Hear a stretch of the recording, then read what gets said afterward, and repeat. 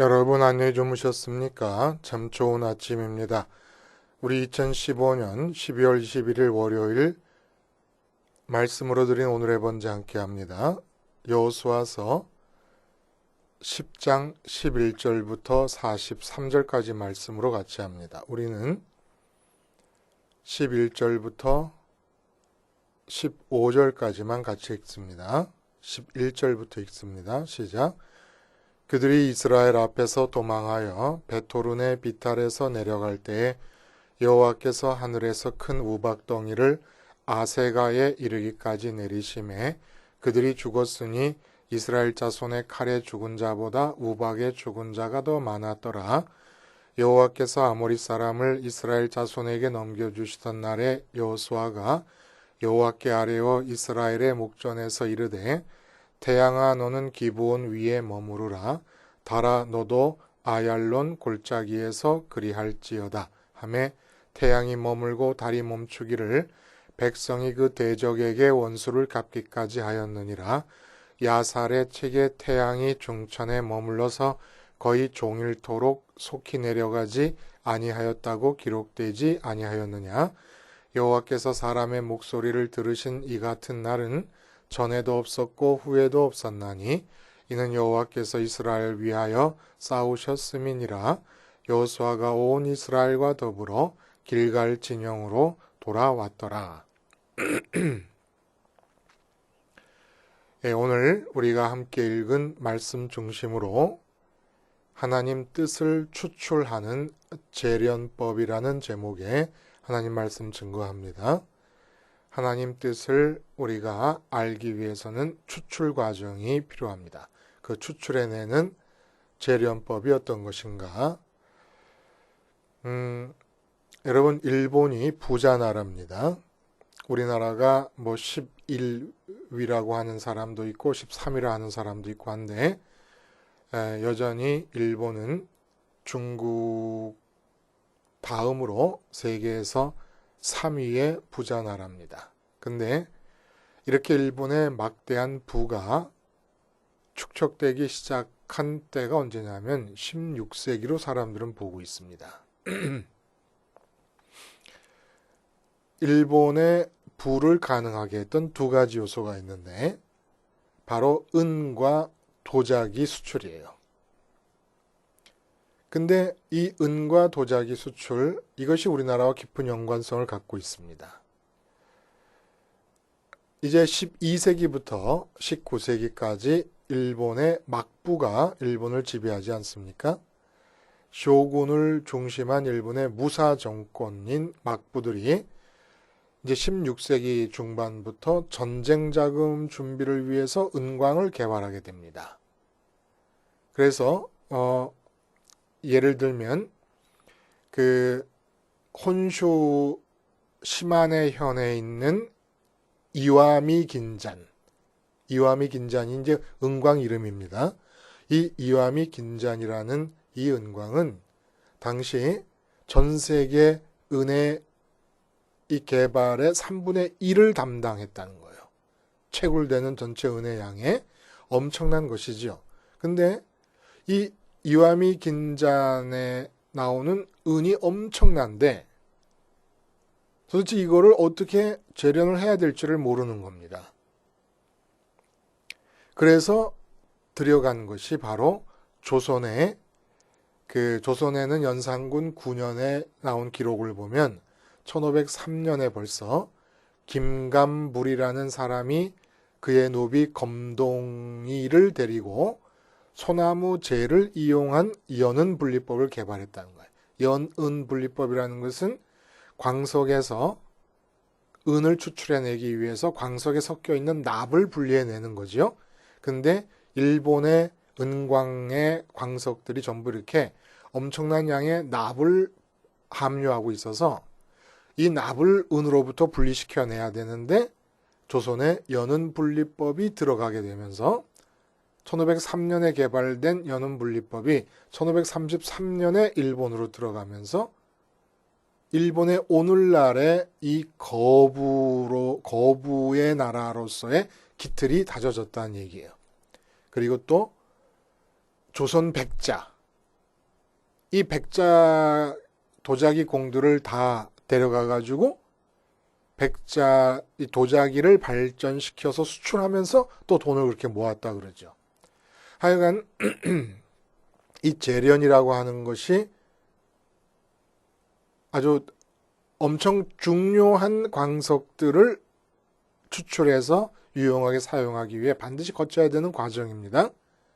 근데 시편 139편에 보면 이런 말씀이 있어요. 17절에 하나님이여 주의 생각이 내게 어찌 그리 보배로우신지요.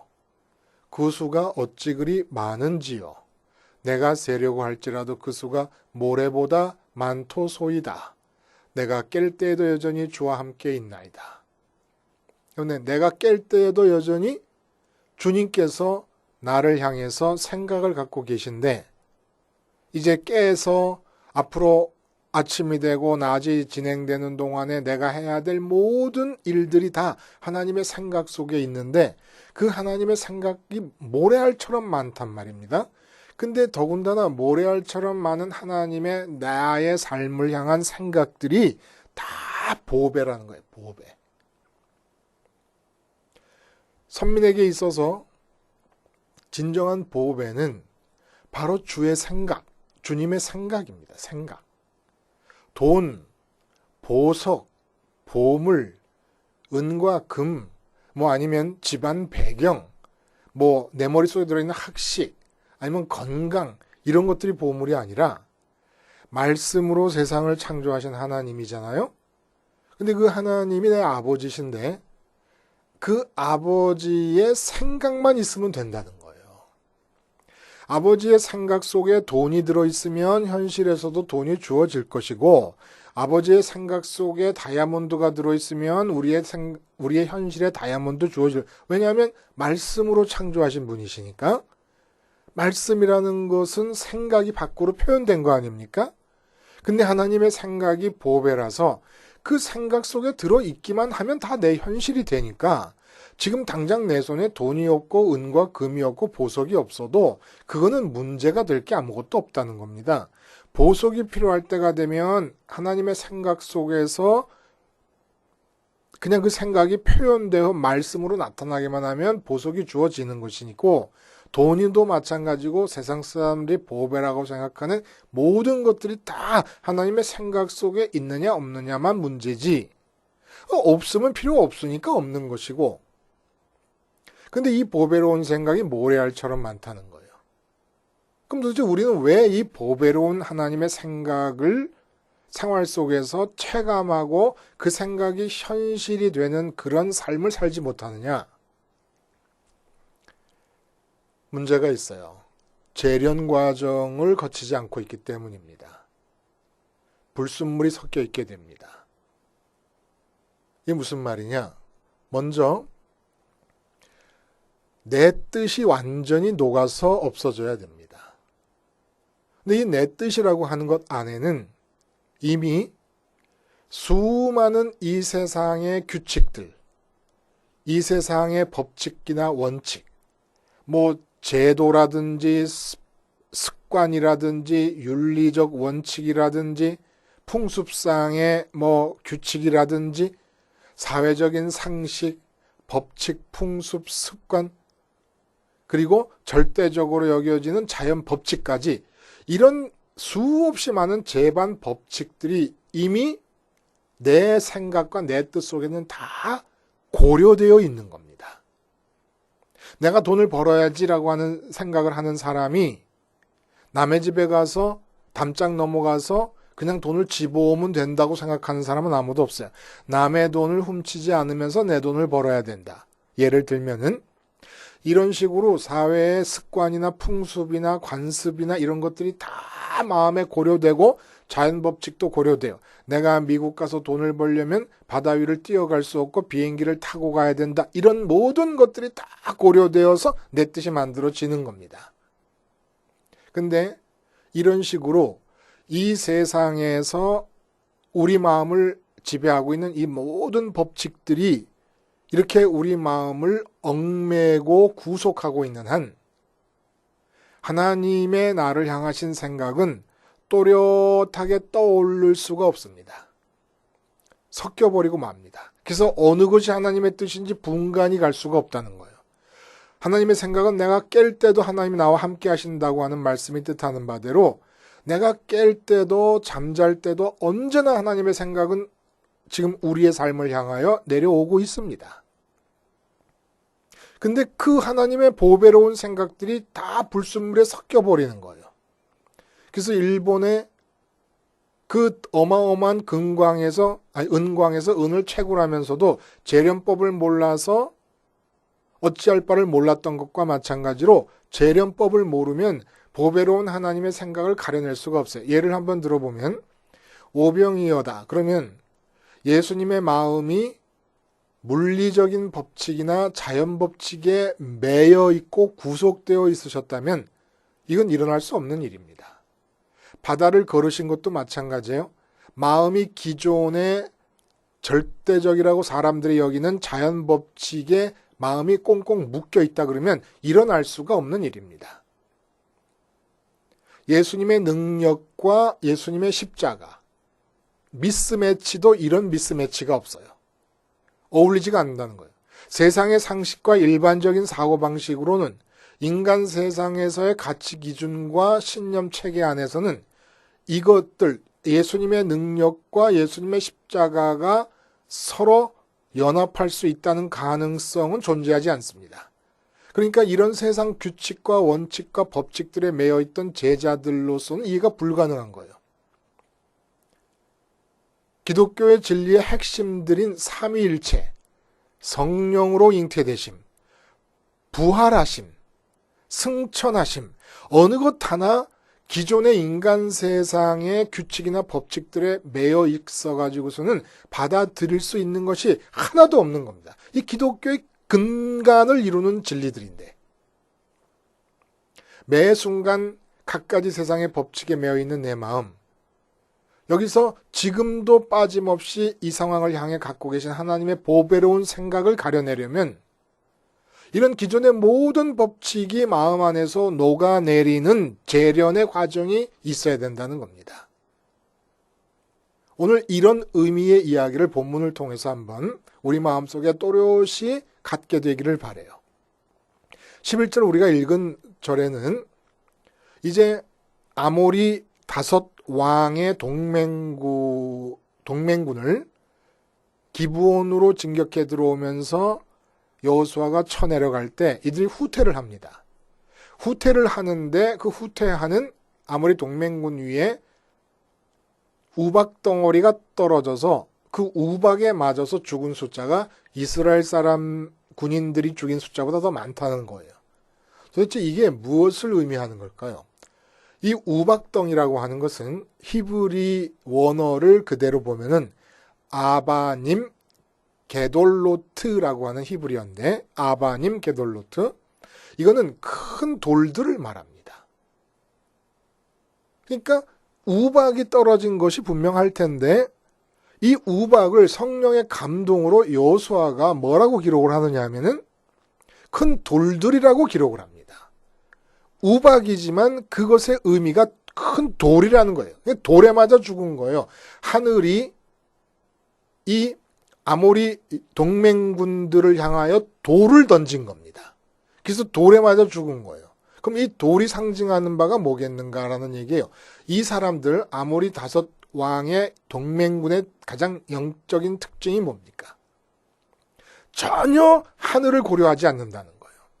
기브온이라고 하는 성읍 사람들이 이스라엘의 동향을 살피면서 그 이스라엘이라고 하는 민족을 증거 삼아서 보이지 않는 여호와 하나님과 하나님의 뜻을 헤아려 붙잡은 것처럼 이 아모리 5 동맹국은 전혀 그렇게 하늘을 고려함이 없다는 거예요.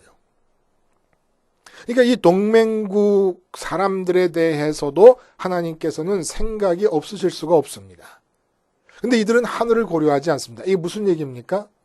전혀 자기 자신들을 향해 갖고 있는 하나님의 보배로운 생각들을 재련해내려 하지 않았다는 거예요. 하나님의 생각은 임하는데 그 하나님의 생각이 그들의 뜻에 완전히 묻혀버립니다. 그러니까 하나님의 뜻을 가려내려면은 재련 과정이 있어야 되는데 재련하지 않은 원석으로 그냥 남아 있었다는 거예요. 그래서 하늘에서 떨어진 돌이 상징하는 바는 뭡니까? 하늘을 고려하지 않고 하늘을 계산에 넣지 않고 이 땅에 갇혀서 이 인간 세상에 갇혀서 살게 될 때에 그들을 향하여 갖고 계신 하나님의 생각이 재련되지 않은 원석의 상태로 있을 때 그 하나님의 생각이 재련되지 않은 원석으로 버려졌을 때 그 버려진 하나님의 생각이 들어있는 원석들이 우리들을 죽음으로 이끌어 간다는 겁니다. 하늘에서 그 돌을 집어 던지는 거예요. 하나님의 생각이 들어있는 원석을 재련할 생각을 해야 되죠. 여러분, 한번 이 세상을 한번 보세요. TV에서 나오는 드라마가 있다. 어느 한 드라마, 하늘에 하나님이 살아계신다는 사실을 고려하고 있는 듯한 장면이 없습니다. 예능 프로그램, 어떤 프로그램, 뉴스 다 마찬가지예요. 하늘에 하나님이 살아계신다는 것을 고려하는 그러한 TV 프로그램이 하나도 없습니다. 어떤 권사님하고 대화를 하는데 여러분 꽤 오래됐나 봐요. 찬란한 유산이라는 드라마 아십니까? 그 드라마를 몇 번을 보셨냐면 너무너무 감동이 돼서 100번을 보셨답니다. 100번. 여호수아가 태양과 달을 멈추게 한 것보다 그만큼 안 믿어지는 일이에요. 근데 사실이라는 거예요. 100번 보셨대요. 근데 말씀을 듣고 십자가를 생활화하시면서 이제 드라마가 전혀 재미가 없다고 하십니다. 하늘 맛을 조금이라도 보고 나면은 이 땅에서 하늘이 조금이라도 반영되지 않고 있는 것들에 대해서 재미가 있을 수가 없습니다. 그래서 하나님의 생각을 재련해서 추출하지 않은 원석이 버려지고 있으면 반드시 그 원석들이, 그 광석들이 그 사람을 죽음으로 몰고 갈 것입니다. 그러니까 심판대 앞에 서게 되면은 결국 그 돌들이 나를 칠 것이에요. 하나님께서 사랑으로 갖고 계셨던 모든 생각들이 이 땅에서 제반 원칙, 규칙, 법칙에 매여 있었던 내 마음 안에 들어와서 그냥 혼합되어 버려갖고 또렷이 떠오르지 않은 채로 버려져 버립니다. 하나님의 모든 생각이 다 버려져 버립니다. 그 돌들이 나를 칠 것이라는 거예요.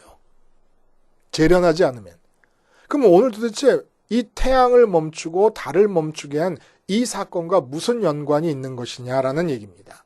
우선 태양과 달이 멈춘 것은 과학적으로도 증명이 되는가 봐요. 해롤드 힐이라는 연구팀에 속한 우주개발 과학자들이 인공위성의 궤도 작성을 위해서 시간을 거슬러 올라가면서 태양과 달의 궤도를 전자계산기로 살피던 중에 놀라운 사실을 하나 발견합니다. 그 궤도 진행상에서 꼭 하루 24시간이 비어버리는 겁니다. 그래서 성경을 토대로 여호수아 시대의 궤도를 살펴본 결과 24시간 20분이 사라졌음을 알게 되고, 그럼 40분은 어디로 갔느냐? 열왕기하 20장의 히스기야의 기도에 대한 응답으로 하나님께서 태양의 그림자를 일영표상에서 10도 뒤로 물러가게 하십니다. 근데 일영표상에서 10도 뒤로 물러가게 되면은 시간으로 환산하게 될 때 정확히 40분이라는 거예요. 놀랍죠? 이런 과학적인 증명이 없어도 우리는 믿어요. 근데 문제는 도대체 여호수아의 생각이 어떻게 태양과 달을 멈추겠다는 생각이 떠올랐느냐 이겁니다. 이런 황당한 생각이, 태양과 달은 지구에 사는 사람들의 입장에서 볼 때는 하늘에서 자기의 궤도를 돌고 있을 뿐이지 언감생심 태양과 달을 향하여 멈춰라 가라 마라 할 수 있는 입장이 아닌 거예요. 이게 왜 가능합니까? 여호수아가 율법을 주야로 묵상합니다. 율법을 주야로 묵상, 율법을 지키는 게 아니에요. 아직 율법을 주야로 묵상하게 돼요. 그러면 율법이 증거가 되기 때문에 그 율법이 어디에 이어져서 율법과 이어져 있는 줄이 어디로 갑니까? 율법을 주신, 율법의 말씀을 하신 하나님께로 마음이 그 줄을 타고 올라갑니다. 그러니까 하나님께서, 창조주이신 하나님께서 당신의 곁자리를 여호수아 마음에 내주시는 거예요. 이렇게 해서 여호수아는 이 지구라는 감옥을 탈출해 나갑니다. 인간 세상이라는 감옥소를 탈출해 나가고 피조의 세계라고 하는 감옥소를 마음이 벗어나서 하나님께로 올라갑니다. 근데 그 하나님은 어떤 하나님이십니까? 모든 세상 사람들, 심지어 여호수아의 몸까지도 태양계 안에 지구 위에 있어요. 그러나 여호수아의 마음은 율법을 증거 삼아 하늘에 계신 하나님께로 올라가서 보게 됩니다. 근데 하나님 창조주 옆에 내주시는 곁자리에서 마음이 머무를 때는 이 세상이 어떻게 보이느냐? 이 세상에 존재하는 그 어떤 법칙도 절대적인 법칙이 존재할 수가 없습니다. 왜냐하면 그 자리가 창조주의 곁자리이기 때문에. 그러니까 마치 제가 언젠가 말씀드렸듯이 아이들한테 인형극을 보여주는데 앞에서 인형극 무대를 바라보면서 즐기지 않고 뒤로 돌아와서 인형극을 행하는 전도사님을 보며 까르르 웃습니다. 그런 것과 마찬가지로 이 삼라만상 태양계라든지 은하계라든지 이런 우주를 운행하시는 하나님 곁에 가서 우주를 바라보니까 이 조그만 지구 위에 절대적인 법칙과 원칙과 규칙이라는 건 존재할 수가 없게 되는 겁니다. 마음이, 이 여호수아의 마음에서 모든 세상의 사람들이 매여 살고 있는 관습과 풍습과 도덕적 윤리적 법칙이라든지 아니면 뭐 그 민족만의 특수한 법칙이라든지 아니면 해가 동쪽에서 떠오르고 서쪽에서 지고 달이 뜨고 이런 모든 자연 법칙을 포함한 규칙들이 다 녹아내려 버립니다. 이게 바로 증거예요. 어떤 증거입니까? 우리 마음이 이 세상의 감옥을 탈출했다는 증거가 되는 겁니다. 그러니까 여호수아 태양을 멈추고 달이 멈춘 이 사건은 그냥 그때로 끝나는 사건이 아니라는 거예요. 적어도 우리에게는 태양이 멈추고 달이 멈추는 일이 다시는 일어나지 않는다고 하더라도 달이 멈추고 태양이 멈췄을 때의 여호수아의 마음은 우리도 가져야 되는 겁니다. 그러니까 똑같은 일이 일어날 수 있을 마음 상태는 가져야 된다는 거예요. 다만 태양을 멈추고 달이 멈춰지는 것이 하나님이 우리를 향해 갖고 계신 생각 속에 없기 때문에 안 일어나는 것이지. 사실 그렇잖아요. 자연 법칙에 매여 있는 사람들의 생각 속에서는 황당한 얘기입니다. 이게 뭐 말도 안 되는 동화 속에서 나오는 얘기죠. 신화 속에서 나오는 얘기고. 근데 이게 아니라는 거예요. 얼마든지 우리에게서도 태양과 달이 멈출 수 있다는 거예요. 그렇게 태양과 달이 멈출 수 있음이 얼마든지 가능하고 일상적인 일처럼 여겨질 수 있는 마음 상태가 돼야 된다는 겁니다. 이 마음 상태가 바로 재련의 과정을 거치는 거예요. 그 우리는 어떻게 합니까? 십자가 생활화를 통해 하는 거예요. 십자가 생활화와 모든 성경의 기적 이야기들을 다 연결시켜보면 그 옛날에 일회적으로 끝나버린 사건들이 다 아니라는 걸 알 수 있어요. 전부 우리에게 의미가 있는 겁니다. 십자가 생활화를 통해서 우리에게 주어지는 일은 뭐냐? 어떤 상황에서든지 우리가 처한 상황에 대해 하나님이 생각을 갖고 계십니다. 그 생각은 보배예요. 보배.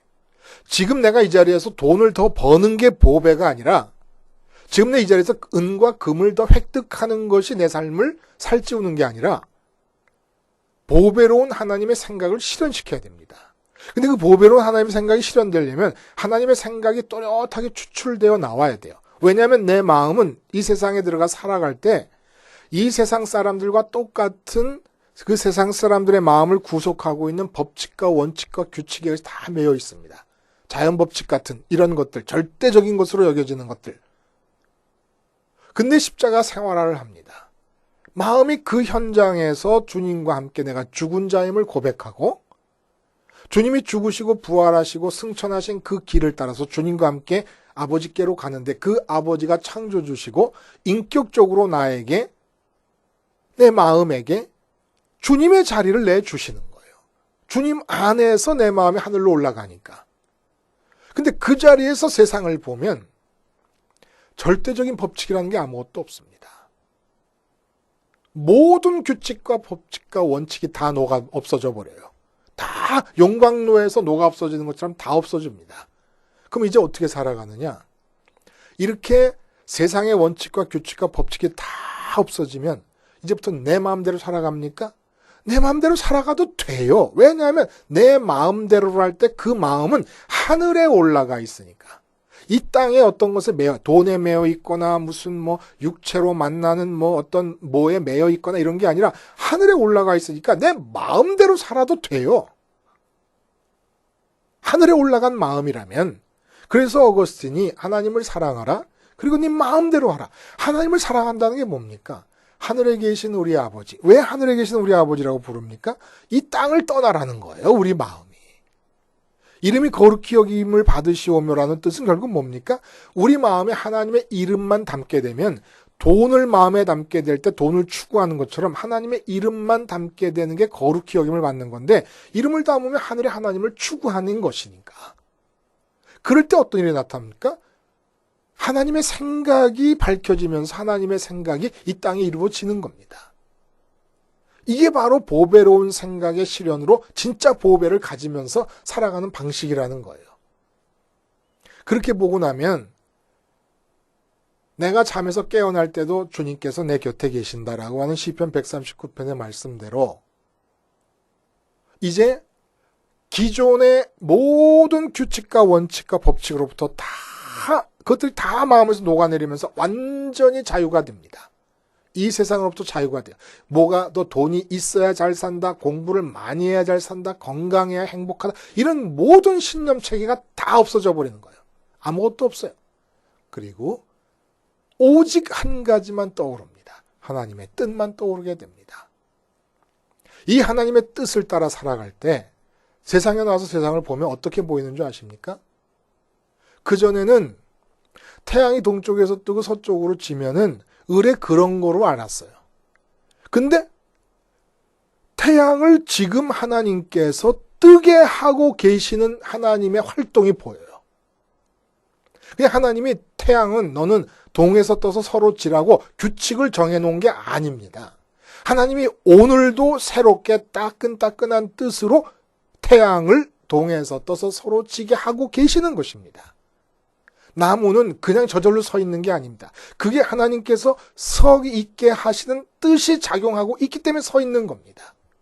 모든 게 살아 움직여, 모든 게 하나님의 뜻이 활발하게 움직이면서 지금 이렇게 나타나고 있는 거예요. 내가 화분을 선반 위에 올려놓으면 내가 내리기 전엔 죽었다 깨어나도 안 내려오잖아요. 근데 그게 안 내려오는 게 아니에요. 하나님께서 그곳에 있도록 붙잡고 계시는 거라는 걸 알게 됩니다. 백합화를 볼 때, 공중에 나는 새를 볼 때 거기서 모든 사물에서 활동하시는 하나님 아버지를 뵙는 주님처럼 하나님 아버지로 둘러싸여 사는 것이고, 이럴 때 우리가 뭐라고 얘기합니까? 하나님 아버지로 충만해지는 겁니다. 하나님 아버지로 이렇게 충만해질 때 두려울 것이 없고 거칠 것이 없고 막힐 것이 없는데, 내가 하는 모든 행동마다 하나님의 뜻에서 벗어나는 것이 없게 되고, 그리고 그 모든 행동들이 사람들의 눈에는 참으로 기이하게 보이고 이상하게 보이고 이해가 안 되게 보이는 말과 행동들로서 표현되면서 살아가게 될 것이라는 얘기입니다. 여러분, 이 어마어마한 일이 굉장한 수련 과정을 거친 무슨 도사들만 되는 얘기가 아니에요. 너무나 단순하게 매 순간순간마다 주님의 십자가를 마음으로 바라보면서 내가 주님과 함께 이 세상, 지금 내가 눈앞에 보고 있고 내 몸으로 맞이하고 있는 이 환경에 대해서 죽은 자다. 그러면서 내 마음이 주님 따라 부활하시고 승천하신 주님 따라 하나님께로 갈 때 이 동선을 따라 움직이는 이 과정이 재련 과정이 되면서 내 마음에서 이 세상에서 내 마음을 얽매고 구속하고 있는 모든 규칙과 원칙과 법칙이 다 녹아내리면서 하늘로 올라간 내 마음에 자연 법칙과도 상관없을 창조주 옆에 있으니까 그러한 하나님의 뜻들이 내 마음에 알려지는 겁니다. 다만 우리가 여호수아처럼 태양과 달을 향해 멈추라 소리를 하지 않고 멈추지 않는 이유는 우리 삶에서 하나님의 오늘 주시는 생각 속에 그것이 들어있지 않기 때문이지 우리가 여호수아처럼 할 수 없기 때문이 아니라는 거예요. 이게 믿어지십니까? 단순히 십자가 생활화 하나 하는데 우리에게 주어지는 은혜의 세계의 깊이와 넓이와 높이와 이 크기는 가히 상상을 할 수가 없는 세계가 열려지는 것입니다. 기도하시겠습니다. 하나님 아버지, 여호수아가 태양을 멈추고 달을 멈춘 사건이 우리에게 일어나지 않더라도 해와 달을 멈출 수도 있다는 황당한 생각이 우리 마음에 일상적인 일로 받아들여질 수 있는 마음 상태가 되도록 오늘도 줄곧 십자가를 생활화하며 살게 해 주시옵소서. 예수님의 이름으로 기도하옵나이다. 아멘.